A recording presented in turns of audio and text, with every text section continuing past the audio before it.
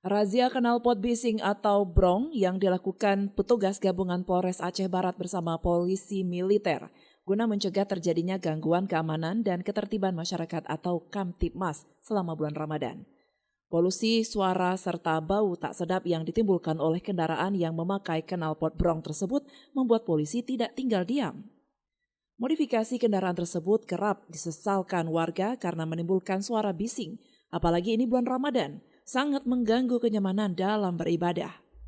Puluhan kendaraan sepeda motor diamankan petugas saat dilakukan razia, baik di depan gardu Satlantas maupun secara mobile, serta berkeliling di seputaran kota Melabuh. Setiap kendaraan yang kedapatan melanggar langsung digiring ke kantor Satlantas, sementara knalpot brong yang disita tersebut akan dimusnahkan oleh petugas.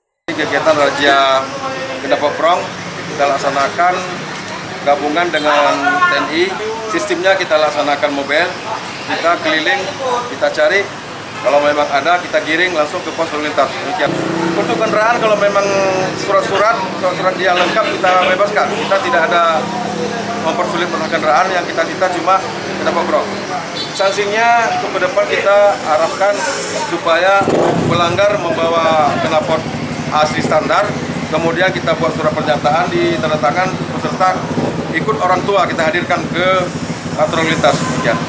Seluruh kendaraan sepeda motor yang diamankan tersebut akan dikembalikan dengan syarat membawa kelengkapan surat knalpot standar dan orang tua serta menandatangani surat keterangan saat mengambil kendaraan kembali.